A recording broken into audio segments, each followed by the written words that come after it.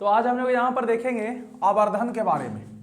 Last हम लोग का था, हम सोचे थे पिछले क्लास में लास्ट कर देंगे, बट एक प्रूफिंग चला गया था जो बहुत ही लंबा चौड़ा चला गया था, ठीक है। तो इसी कारण से पिछले क्लास में लास्ट नहीं हो पाया था। आज हम लोग आवर्धन देखेंगे। आवर्धन क्या होता है? देखो, आवर्धन का सिंपल सा मतलब होता है कि प्रतिबिंब कितना गुना अपनी ऊंचाई को बढ़ाता है, उसी को हम आवर्धन कहते हैं। प्रतिबिंब कितना गुना अपनी ऊंचाई को बढ़ाता है, उसी को क्या कहते हैं? आवर्धन कहते हैं। फॉर एग्जाम्पल हम ऑब्जेक्ट रखें जिसकी ऊंचाई है 2 सेंटीमीटर या चलो हाँ 3 सेंटीमीटर। कोई ऑब्जेक्ट रखें उसकी ऊंचाई 3 सेंटीमीटर और उसका प्रतिबिंब बन गया 6 सेंटीमीटर का। तो सोचो कि इसका हाइट है जो कितना बढ़ गया?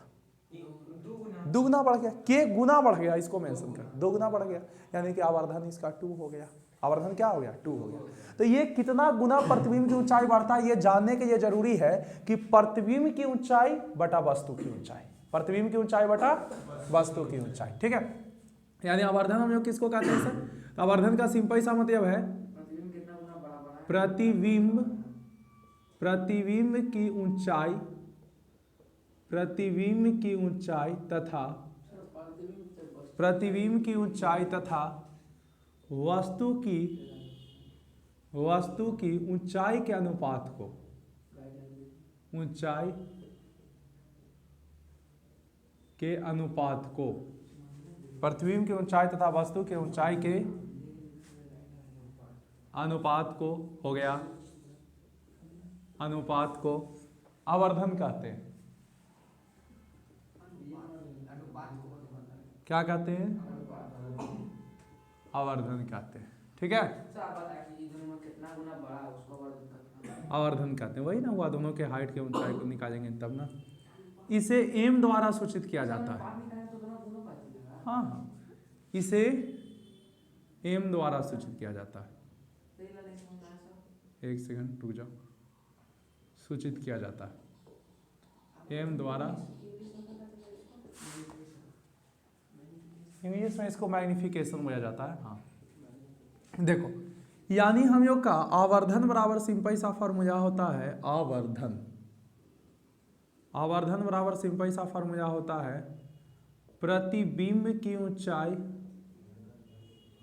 प्रतिबिंब की ऊंचाई वटा वस्तु की ऊंचाई,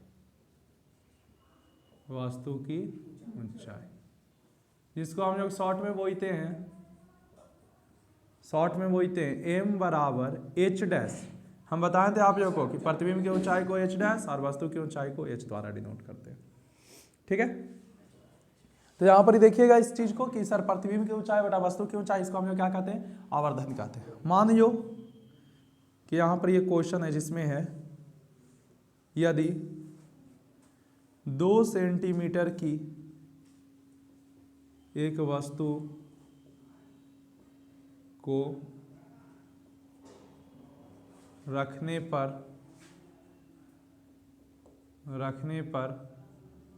6 सेंटीमीटर का प्रतिबिंब बनता है। अब कहाँ भी रख, कहीं भी रखें, बनता है, तो इसका आवर्धन ज्ञात करो। तो क्या करो? तो इसका आवर्धन ज्ञात करो। आवर्धन ज्ञात करो। तो इसका आवर्धन ज्ञात करेंगे, क्या हो जाएगा? सोचो जरा। एम बराबर, देखो यहाँ पर ही देखो, वस्तु की ऊंचाई, प्रतिबिंब की ऊंचाई कितना है? 6 है, यानी एच डैश का मान है 6 सेंटीमीटर। और प्रतिबिंब की ऊंचाई, वस्तु की ऊंचाई, सॉरी, प्रतिबिंब की ऊंचाई 6 सेंटीमीटर, वस्तु की ऊंचाई है 2 सेंटीमीटर। आवर्धन बराबर क्या फॉर्मूला होता है? एच डैश बटा एच, यानी 6 सेंटीमीटर बटा 2 सेंटीमीटर। ये से कट गया, ये से ये, यानी कि 3, यानी कि m का मान कितना आ गया? 3 आ गया। समझ में आ गया आप लोग को? कोई दिक्कत है? पूरा कहानी सबको क्लियर हो गया? आवर्धन किसको कहते हैं? तो इस चीज को जरा नोट करिएगा। इसके बाद हम लोग देखेंगे कि आवर्धन का फॉर्मूला एक और होता है, वो कैसे आता है। ठीक है, हम लोग यहाँ पर आते हैं। अब आवर्धन का, सर आवर्धन बराबर हम लोग को समझ में आ गया एच डैश बटा एच, ये समझ आ दिया आप लोग को। अब यहाँ पर एक और फार्मूला इसी का देखते हैं। चलो मानियो कि एक हमारा आपतई दर्पण है कुछ इस प्रकार से,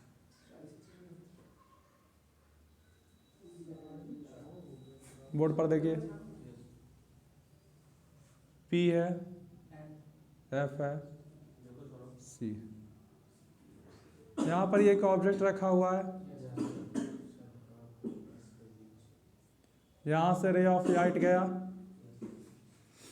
इस ऑब्जेक्ट को टच करते हुए और C से जाएगा, C से लौट आएगा।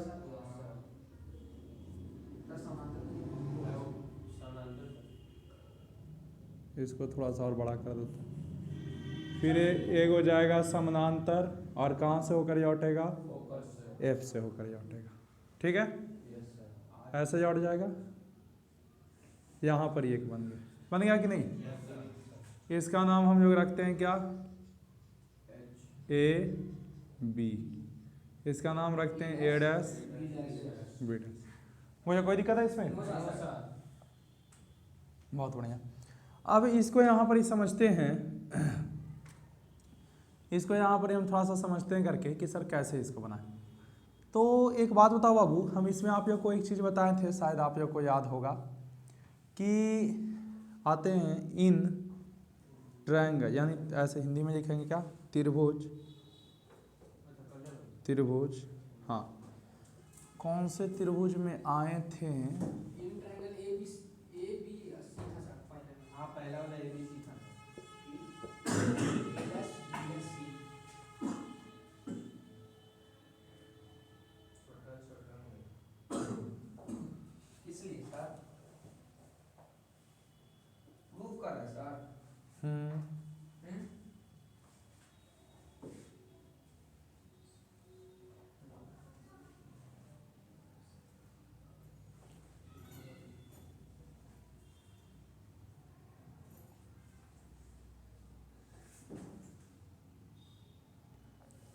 कल हम लोग देखे थे, बोर्ड पर देखिएगा कि हम लोग यहाँ पर त्रिभुज ABC और त्रिभुज ABC और त्रिभुज A dash B dash C dash, A dash B dash C में, C डैश नहीं C, यानी एक वो हम लोग इस ट्रायंगल में आए थे ABC और एक वो आए थे इस ट्रायंगल में, आए थे कि नहीं।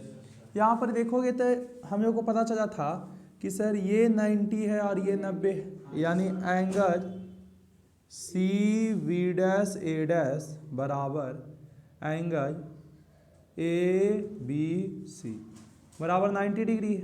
बराबर क्या है जी, 90 डिग्री।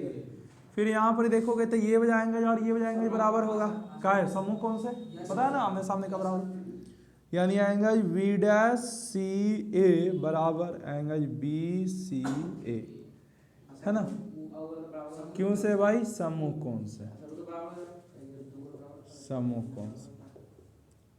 अब आप लोग जानते हैं कि ये दो को पैरेलल लाइन है और इसको ही भी लाइन कट कर रहा है, तो ई वाला और ई वाला क्या होगा, बराबर होगा।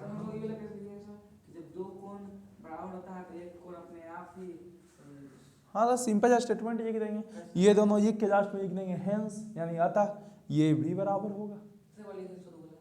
अरे इसको क्या लिख देंगे, ऐसे लिख देंगे कि एंगल, देखो दो को बराबर है, ये वजह बराबर है और ये वजह बराबर है, तीसरा अपने आप बराबर होगा, इसको ऐसे लिख देंगे हेंस एंगल B डैश, यानी यहाँ पर लिख देंगे अतः angle V dash A dash C बराबर एंगल CAB,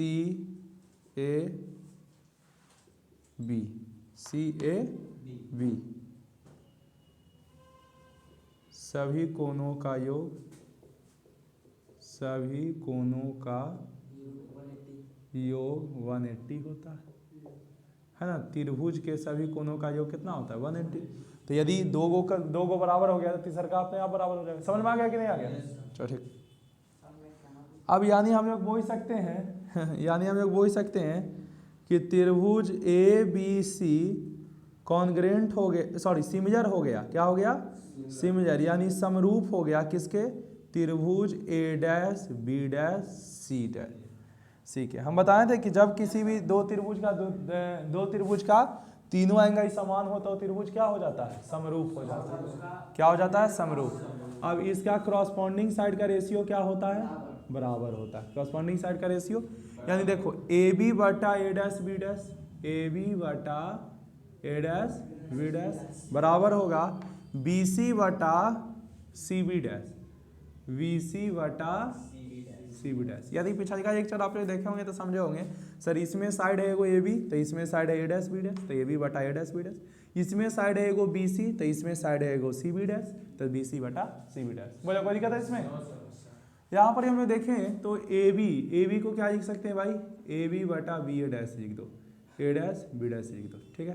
बी सी को गौर से देखना, बी सी को क्या लिख सकते हो, बी सी, तो क्या करो p c minus p b, p c पूरा यहाँ से ये यहाँ तक हो गया, अगर में से पी बी को घटा दोगे तो बी सी आ जाएगा, यानी p c minus p b बटा, फिर देखो सी बी डैश है, सी बी डैश है, तो p b dash minus p c, p b dash पूरा हो गया और में से पी सी को घटा दो, यानी p v dash minus p c. अब तुम लोग को हम यहाँ पर एक चीज बताए थे नोटेशन के लिए कि बाबू P से लेकर के B तक के दूरी को ऑब्जेक्ट डिस्टेंस कहते हैं, यानी कि PV बराबर हो जाएगा माइनस U। ऑब्जेक्ट डिस्टेंस को U से भी नोट करते हैं ना, तो क्या हो जाएगा माइनस U। फिर P से लेकर के V डैश का दूरी हो जाएगा PV डैश माइनस V, क्या हो जाएगा माइनस V, क्या है कि प्रतिबिंब की दूरी को V से डिनोट करते हैं। और यहाँ से देखें P से लेकर C, तो देखो P से लेकर C है जो क्या चाहिए R है, यानी इसको 2f लिख सकते हैं, PC को क्या लिखा जा सकता है माइनस 2f, क्योंकि R है जो इतना का दुगना दूरी होता है कि नहीं। चलो ठीक है, अब यहाँ पर हम लोग देखते हैं इसको जरा, यहाँ पर ही रखते हैं, ठीक है। तो रखेंगे तो क्या हो जाएगा ए बी के जगह पर, अच्छा एक चीज और, ए बी को क्या बोलोगे, ए बी वस्तु का हाइट है जी, इसको क्या लिखते हैं एच लिखते हैं, ऊपर में है माइनस नहीं होगा, ऊपर में प्लस होगा ना। फिर हम लोग बात करें a b dash, A b नहीं a dash B dash, a dash B dash, ये प्रतिबिंब का ऊंचाई है, प्रतिबिंब ऊंचाई को एच से लिखते हैं एच डैश, और नीचे में है तो कुछ हो जाएगा माइनस एच। सबका मान यहाँ पर ही रख दीजिए, ठीक है। ए बी के जगह पर क्या हो जाएगा एच, और ए डैश बी डैश की जगह पर क्या हो जाएगा माइनस एच डैश बराबर, पी सी के जगह पर क्या हो जाएगा माइनस 2f, और पी वी के जगह पर माइनस यू, तो माइनस माइनस क्या हो जाएगा प्लस बटा, पी वी डैश की जगह पर क्या हो जाएगा माइनस वी, और माइनस पी सी के जगह पर माइनस माइनस हो जाएगा प्लस 2f। बोलो कोई दिक्कत है इतना में, एच बटा एच डैश बराबर। अब देखो एक चीज तुम लोग को यहाँ पर हमको बताना था, हम लोग दर्पण सूत्र पढ़े थे, दर्पण सूत्र क्या पढ़े थे, 1 बटा एफ बराबर 1 बटा यू प्लस 1 बटा वी, तो 1 बटा एफ बराबर है इसी में जो यू इंटू वी, तो नीचे से भागा ऊपर से गुना, तो इसको उलट दो, नीचे बजा ऊपर, ऊपर बजा तो एफ बराबर नीचे बजा ऊपर से आ जाएगा, यानी यू इंटू वी, और ऊपर बजा क्या आ जाएगा नीचे आ जाएगा। बोलो कोई दिक्कत है, ये समझ में आया एफ का मान? नहीं समझ में आया? देखो ये फार्मूला था 1 बटा एफ बराबर 1 बटा यू प्लस 1 बटा वी, इसी को हम लोग कल प्रूफ किए थे, और इसको क्या बोलते हैं दर्पण सूत्र। क्या बोलते हैं जी, दर्पण सूत्र बोलते थे, मिरर फार्मूला।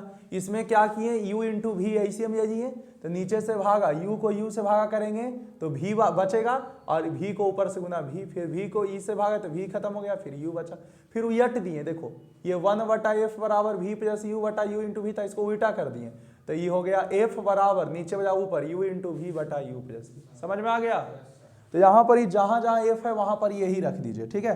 तो यहाँ पर ही हो जाएगा -2 और f के जगह पर क्या लिख देंगे u इंटू वी बटा में u प्लस वी, प्लस में u, नीचे में कुछ ना है तो 1 लिख दो, नीचे वाला में वही काम करो माइनस वी प्लस 2, फिर यहाँ पर ही हो जाएगा 2u इंटू वी बटा यू प्लस वी।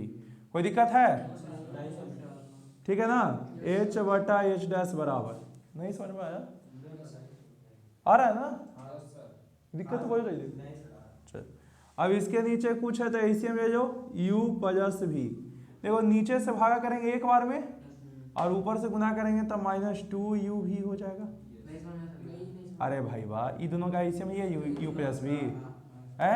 नीचे से भागा करेंगे तो u प्लस भी से u प्लस भी कट जाएगा, एक बचा उसको ऊपर से गुना कर देंगे तो -2u इंटू भी हुआ प्लस। अब देखो नीचे से भागा करेंगे इतने बार में, इसको ऊपर से गुना कर देंगे तो u इंटू यू प्लस भी हो जाएगा।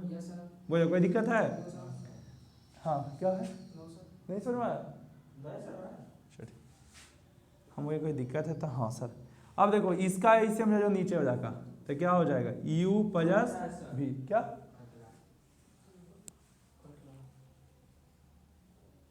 यहाँ आ रहा है? अच्छा ठीक। देखो ये दोनों का एलसीएम ले जाएंगे नीचे हो जाएगा, नीचे से भागा तो इतने बार में लगेगा, ऊपर से गुना तो -v इंटू यू प्लस भी हो गया प्लस। नीचे से भागा इसे ही पूरा पूरा कट जाएगा बच। अब एक ऊपर से गुना करेंगे तो क्या बचेगा 2u इंटू भी। बोलो कोई दिक्कत है? ठीक। ये u प्लस भी से u प्लस भी स्वाहा हो गया तो h बटा h डैश बराबर h बटा h डैश बराबर। ध्यान देना यहाँ पर ये क्या हो जाएगा -2u भी और प्लस u को u से करेंगे u स्क्वायर और u को v से करेंगे प्लस u भी बटा, फिर इसको इससे करेंगे -u भी और इसको इससे करेंगे -v स्क्वायर, ठीक है v इंटू भी, और इसको ये तो सेम टू सेम रह जाएगा +2u इंटू भी। तो h बटा h डैश बराबर। अब देखो u स्क्वायर का u स्क्वायर है और u इंटू भी में से 2u इंटू भी चला जाएगा तो क्या बचेगा u इंटू भी। यहाँ पर एक चीज छोड़ते आ रहे हैं, देख रहे हो माइनस, यही जाके आगे कार्य करेगा। कोई दिक्कत है यहाँ तक? पक्का समझ में आ गया? चलो बटा में इसको क्या करो कि देखो ये 2u भी है, एक में से एगो u भी चाहिए जाएगा तो कौन बचेगा? एगो u भी बचेगा, माइनस में कौन बचेगा v स्क्वायर। कोई दिक्कत है? बोलिए h बटा h डैश बराबर -h डैश बराबर क्या हो जाएगा, ऊपर से v कॉमन करियो तो v माइनस u, अरे एगो v बचेगा एगो u बचेगा, नीचे से v कॉमन करियो तो एगो u बचेगा एगो क्या बचेगा, नहीं सही u कॉमन होगा नीचे से ना, नहीं v कॉमन होगा तो कौन बचेगा u माइनस v। कोई दिक्कत है? ये से ये कट गया, यहाँ पर कुछ मिस्टेक हो रहा है, ठीक है। ऊपर से हम क्या कॉमन किए, ऊपर से u कॉमन किए सर, ऊपर से u कॉमन किए ना तो u माइनस v, और नीचे से क्या कॉमन किए v कॉमन किए तो u माइनस v, ठीक है। ये से ये कट गया, कहाँ जी v square minus u into भी है ना, एक में से हम क्या किए u स्क्वायर u को सही तो है, अरे u है जी, समझ गया? कोई दिक्कत है? यहाँ देखो u था ना तो h बटा ई माइनस को ऊपर ही देते, h डैश बराबर क्या हो गया u बटा भी हो गया, माइनस को ऊपर ही भेज दें तो h बटा h डैश बराबर क्या हो जाएगा -u बटा भी। तो याद करो h बटा h डैश किसको कहते थे, आवर्धन को, यानी m को किसको कहते थे, m आवर्धन को। तो m बराबर यहाँ से नया फार्मूला आ गया, क्या आ गया -u बटा v। समझ में आ गया कि नहीं आ गया? तो याद रखिएगा m का हमारा दो गो फार्मूला होता है, एगो तो होवे करता है h बटा h डैश बटा h डैश बटा h, और एगो होता है -u बटा v। यही हम प्रूफ किए कि हमको आवर्धन का एक और फार्मूला होता है -u बटा v। कोई दिक्कत है इसमें? क्या? हाँ हाँ, वस्तु की दूरी बटा में माइनस वस्तु की दूरी बटा में प्रतिबिंब की दूरी। समझ गया कि नहीं? तो ये आपका हो गया बाबू आवर्धन का फार्मूला, और ये चैप्टर का जो कॉन्सेप्चुअल पॉइंट था, जो कॉन्सेप्ट था, उसका हमने कर दिया द इंड। अब इस चैप्टर पर होगा भी आगे क्लास आपका तो न्यूमेरिकल ही चलेगा, और क्या हाँ पर इस पर न्यूमेरिकल ही चलेगा। अभी एक हम लोग एक्स्ट्रा पॉइंट आने वाले हैं जो कि बोल रहा था सर प्रकाश का दोहरा व्यवहार क्या होता है, डबल बिहेवियर ऑफ लाइट के बारे में बताइएगा कुछ, तो ये नोट करिए, उसके बारे में बता देते हैं।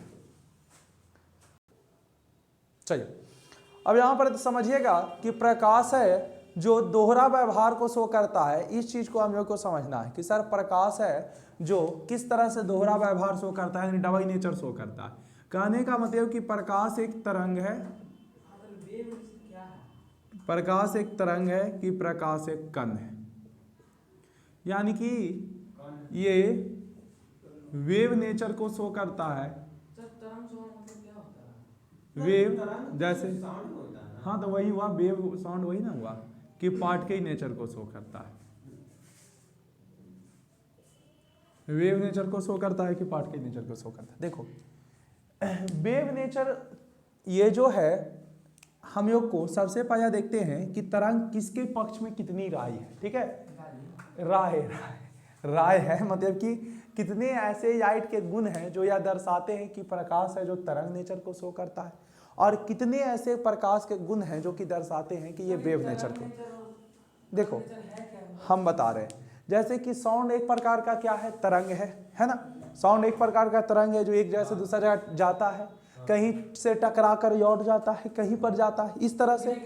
हाँ नहीं, माध्यम से तो जाता है, तरंग है जो तो माध्यम से जाता है। और पार्टिकल हो गया जैसे ईंटा पत्थर तुम लोग फेंकते हो, तो प्रकाश है क्या, इस चीज को, हाँ ये चीज को हम लोग यहाँ पर ही गौर करते हैं। यानी कि हम लोग दोनों की तरफ का फीडबैक देखेंगे और उसके बाद डिसाइड करेंगे हम लोग खुद कि ये कौन से नेचर को शो करता है। ठीक है, तो इधर हम लोग आने वाले हैं वेव नेचर यानी तरंग, हाँ तरंग की प्रवृत्ति, और इधर हम लोग आने वाले हैं, इधर वाले हम लोग लिखने वाले हैं कण की प्रवृत्ति। ठीक है, तो देखते हैं किस प्रवृत्ति को ये ज्यादा शो करता है। ठीक है, तो पहला चीज कि यह प्रकाश, देखो तरंग है जो किसी चिकनी सतह पर पड़कर परावर्तन को शो करता है, अपवर्तन को शो करता है, अपवर्तन नहीं परावर्तन को शो करता है, विचलन को शो करता है, टकरा कर फैलता है तरंग, हाँ प्रकीर्णन को शो करता है। उसी प्रकार से प्रकाश भी है, यानी प्रकाश क्या चीज को शो करता है, परावर्तन,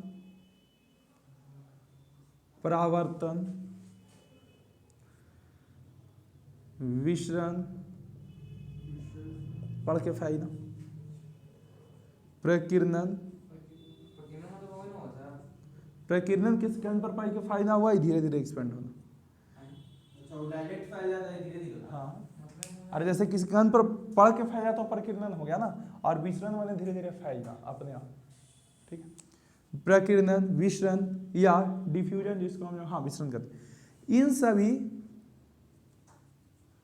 प्रकाश को, ये सभी चीजों को दर्शाता है। ठीक है, ये किसके फेवर में हो गए हैं, ये तरंग के फेवर में हो गए, क्योंकि अरे यार तरंग है जो आवाज साउंड एक प्रकार का तरंग है, टकरा के फैलता है, टकरा के परावर्तित होता है, तो नहीं होता टकरा, तो ये सभी गुण फेवर करता है जो कि किसके गुण को दर्शाता है, तरंग के गुण को दर्शाता है।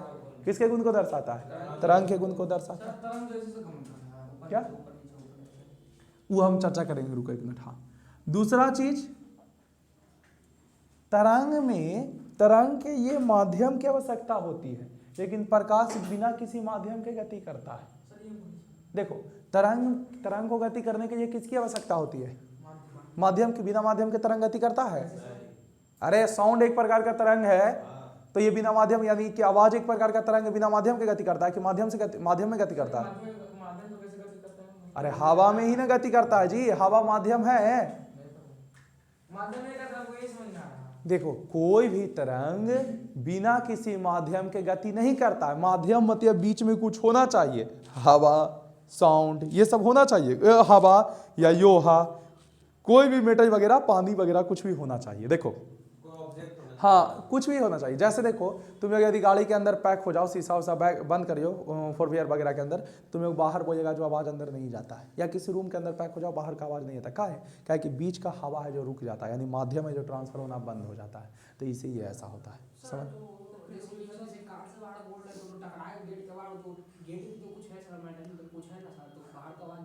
नहीं, उसमें बीच में प्लास्टिक रहता है जो कि कंडक्ट नहीं करता है, बहुत कम कंडक्ट करता है। सबका बाबू सब का कंडक्शन क्षमता अलग अलग होता है। अब डीजे बजा दोगे तो क्या अंदर नहीं जाएगा, बट हल्का आवाज को नहीं कंडक्ट करता है। हाँ तो वही तो वो नहीं, अंदर भी बजाओगे तो बाहर हल्का जाएगा और बाहर भी तेज बजाओगे तो अंदर हल्का जाएगा, बट पूरी तरह से नहीं जा पाएगा। तो आपको समझ में आया होगा कि कोई, तो यही तो बता रहे हैं बाबू कि तरंग को गति करने, आवाज ध्वनि एक तरंग है और तरंग को गति करने के लिए माध्यम की आवश्यकता होती है। बिना माध्यम के कोई भी तरंग गति नहीं कर सकता है, बिना माध्यम के कोई भी तरंग गति नहीं कर सकता है। ठीक है, समझ गए। अब जैसे कि अभी हम लोग बोल रहे हैं आवाज जा रहा है क्योंकि इसमें हवा एक प्रकार का माध्यम की तरह कार्य करता है। हाँ आगे प्रोसीड हो रहा है। वही योहा में भी होता है। तुम लोग को बताए थे कि पहले के समय में यदि कोई इन्फॉर्मेशन वगैरह नहीं होता था तो ट्रेन दूरे रहता था तो यो कान यो पटरी पर कान लगा के सुनते थे, खटर खटर का आवाज, तो पता लग जाता था। अब योहा का बहुत ज्यादा क्षमता रहता है, बहुत दूर से भी सुनाई दे सकता है। जैसे हम तुम लोग को एक ऑप्शन बताते हैं, जैसे कहीं पर रेजिंग देखते होगे कि योहा का बनाया हुआ है, रेजिंग बहुत लंबा रेजिंग है, पुई वगैरह का योहा का बनाया हुआ है, लेकिन कोई बहुत दूरे ऐसे मारेगा ना एक बार, तब या तो आवाज तुम्हारे पास आए चाहे नहीं, वाइब्रेशन जरूर आ जाएगा योहा के थ्रू। ठीक है, तो बहुत दूरे से वाइब्रेशन आ जाएगा। ठीक, तो ये चीज याद रखिएगा कि ऐसा होता है क्योंकि तरंग को गति करने के लिए कोई माध्यम चाहिए और बिना माध्यम को गति नहीं करता है। बट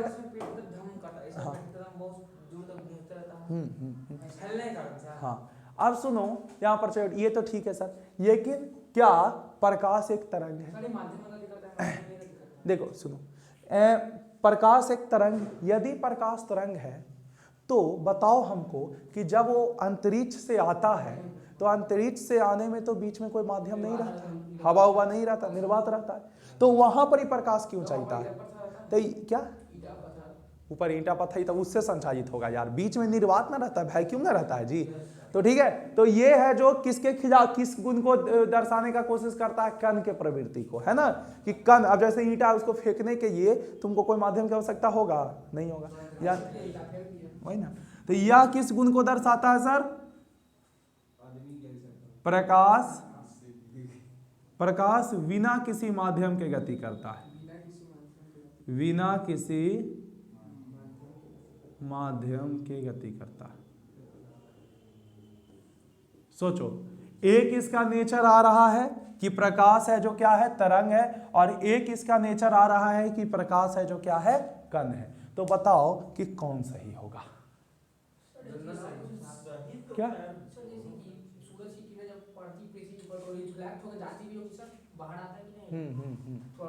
हल्का ऊपर तक, अरे ऊ कहाँ तुम घुस रहा है इसको, नहीं भाई, थोड़ा सा वायुमंडल का सतह गर्म रहता है उसी कारण से, ठीक है ना। चल ये समझा गया। हाँ मेरा क्वेश्चन है, जैसे एक रूम है, चारों तरफ से पूरा पैक है, सिर्फ चारों तरफ पूरा दीवार में पूरा एकदम, जैसे छत में भी शीशा लगा हुआ है। हाँ हाँ, हम बंद है उस रूम में। हाँ। एक छोटा सा कोना से हम सूरज की रोशनी को भेजेंगे तो पूरा रूम में फैल जाएगा चारों तरफ। अब कहो क्यों? क्योंकि ये रूम में धूल कण होंगे कि नहीं होंगे? धूल कण होंगे, और वो धूल कण पर पड़ के चारों ओर फैलता है, इसी को प्रकाश का प्रकीर्णन कहते हैं। हाँ, शीशा से भी टकरा के फैलेगा। हाँ हाँ हाँ हाँ, परावर्तन से। ऐसे ही तो बनाया गया था याच्छाग्रह, जो पांडवों को जलाने के लिए बनाया गया था। वो ये याच्छाग्रह बनाया गया था, सुने होगे महाभारत वगैरह में, पांडवों को जलाने के लिए याच्छाग्रह बनाया गया था। उसमें दिया हुआ का व्यवस्था नहीं था, दिया जाता था तो तुरंत जल जाता, तो उसमें व्यवस्था था कि इतना एंगल से शीशा लगाया गया था कि जब वो प्रकाश पड़े, चंद्रमा का प्रकाश रात्रि में पड़े, तो उसको शीशा परावर्तित कर करके पूरा इंजोर कर देता था। इसी ऐसा योजना से बनाया गया था। चलो छोड़ो, बोलो।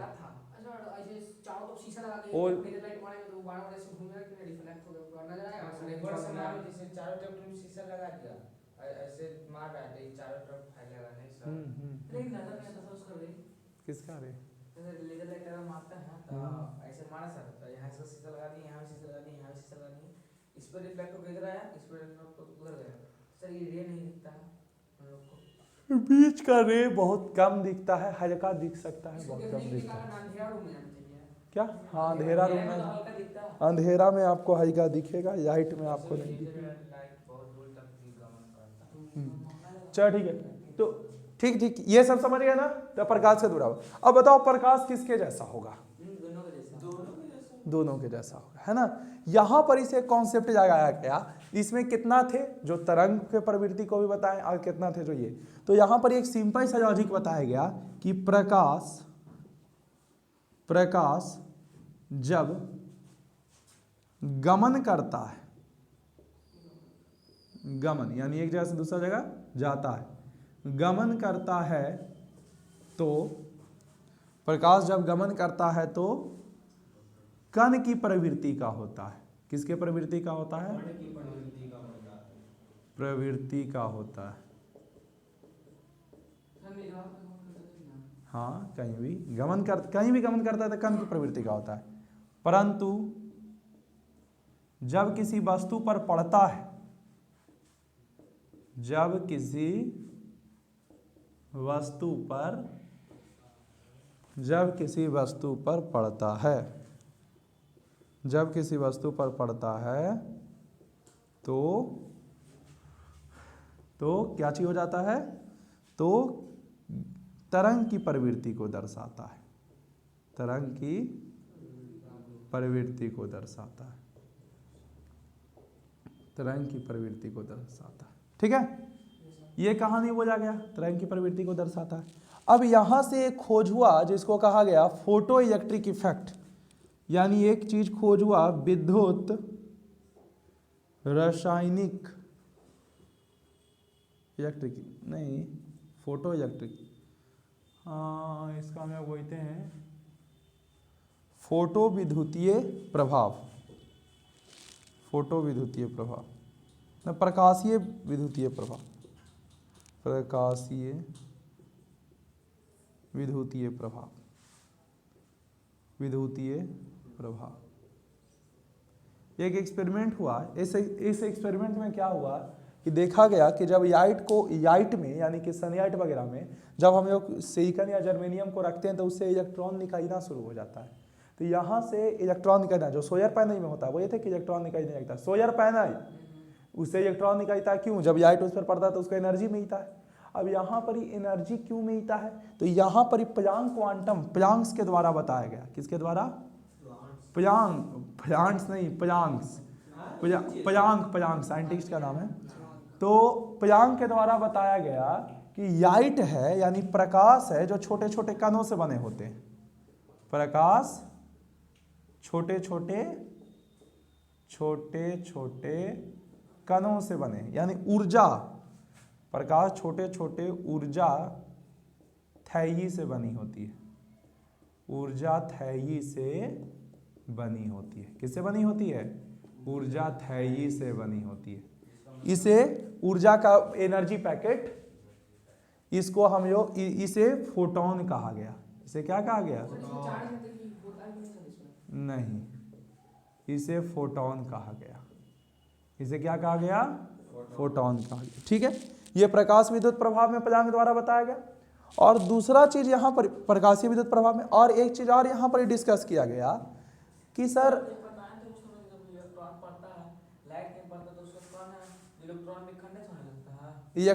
जब लाइट पड़ता है तो इलेक्ट्रॉन है जो निकलना शुरू हो जाता है। नहीं, सिलिकॉन और जर्मेनियम पर। अब ऐसे खास केस में पड़ेगा तब, हमेशा नहीं। यानी कि इतना तो क्लियर हुआ कि सर लाइट में एनर्जी है। लाइट में क्या है? एनर्जी, यानी कि ऊर्जा है। और ऊर्जा है तो कौन सा ऊर्जा? काइनेटिक एनर्जी की पोटेंशियल एनर्जी? काइनेटिक एनर्जी, यानी जाहिर सी बात है इसके पास कुछ मास वगैरह होता होगा तभी ना, mv² मास होगा तभी ना काइनेटिक एनर्जी लगेगा। अरे काइनेटिक एनर्जी बराबर हाफ mv² नहीं पड़ेगा, स्थिति ऊर्जा बराबर, तो मास होगा तभी नहीं लगेगा। यानी कुछ ना कुछ मास होता होगा, यानी कि छोटा छोटा एनर्जी पैकेट होता है। ये किनके द्वारा कहा गया? क्वांटम के द्वारा कहा गया, समझे? प्लांक के द्वारा कहा गया। कोई दिक्कत है इसमें? और इसी को प्लांक क्वांटम थ्योरी कहा गया। अब यहाँ पर एक चीज और कॉन्सेप्ट आया कि सर यहाँ से एक चीज और जब आगे आदमी ने स्टडी किया तो समझ में आया कि प्रकाश है जो वैद्युत चुंबकीय तरंग है,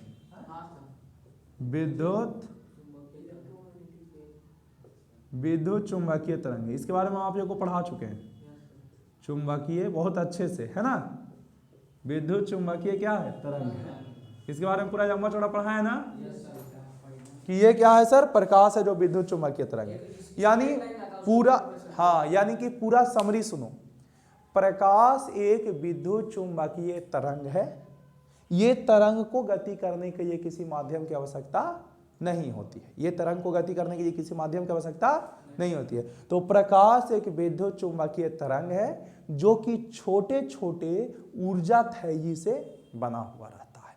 प्रकाश एक विद्युत चुंबकीय तरंग है। एकदम फाइनल आंसर सुनिएगा, प्रकाश क्या है, तो प्रकाश एक विद्युत चुंबकीय तरंग है या विकिरण है जो छोटे छोटे ऊर्जा थैली से बना हुआ रहता है। विकिरण यानी वही हुआ, किरण बोलो, विकिरण बोलो या तरंग बोलो, ठीक है। ये नहीं बताना है आपको, ठीक है। हम आपको प्रकाश का फर्स्ट में डिफिनेशन दिए हैं, जिसकी वह ऊर्जा स्रोत जिसकी सहायता से हम किसी वस्तुओं को देखते हैं, ठीक है। ये बताइएगा तो टीचर कंफ्यूज आ जाएगा, सही लिखें कि गलत लिख करें इसको। तो अब बस सिंपल सा समझना है प्रकाश क्या है फाइनल। तो प्रकाश एक विद्युत चुंबकीय तरंग है जो छोटे छोटे ऊर्जा थैली से बना हुआ होता है। तो हाँ, जिसे फोटोन कहते हैं। इसमें ये केस ही नहीं आता है कि तरंग है कि कण की प्रवृत्ति का है, तो तरंग ही, बट इसमें कण से बने हुए हैं, ठीक है। तो ये एक, हाँ, तो इसीलिए इसको कहा जाता है कि प्रकाश का दोहरा व्यवहार होता है, ये डबल नेचर को शो करता है। तो आज के ये लेक्चर समझ में आ गया। प्रकाश के प्रति आप लोगों का जो डाउट था वो भी हम क्लियर कर दिए। तो आज के हम लोग इतना ही रखेंगे, और अब हम नेक्स्ट क्लास में जब भी आएंगे तो आपको इसका कराएंगे न्यूमेरिकल, और कुछ क्वेश्चंस रहेगा तो कमेंट में करिएगा, आप लोग लिख कर जाइएगा, हमसे पूछ लीजिएगा, ठीक है। तो आज के लिए इतना ही। हाँ बोलिए। हाँ, नीचे लाइट होना चाहिए, नीचे तक लाइट नहीं जाता है, समुद्र के एक अच्छा स्तर तक नीचे तक लाइट जाता है। और कोई डाउट है? हाँ, तो जब तक दर्पण सूत्र का यूज, फिर हमारा जो R बराबर 2F है, फिर हमारा जो M बराबर अभी हम लोग आवर्धन बराबर जो निकाले, तो न्यूमेरिकल करेंगे तब उसमें आप लोग को पूरा यूज करवाएंगे, ठीक है। बिना न्यूमेरिकल का यूज कैसे कराएंगे? तो हाँ, तो न्यूमेरिकल का एक क्लास या 2 क्लास भी हो सकता है, न्यूमेरिकल भी बहुत सारा है, ठीक है। तो आज के लिए इतना ही हम लोग रखते हैं। ये पढ़ते रहिए और एक बार रिवीजन करिएगा सब कुछ, ताकि न्यूमेरिकल में आसानी हो, फार्मूला खास करके, ठीक है। आज के लिए बाय बाय।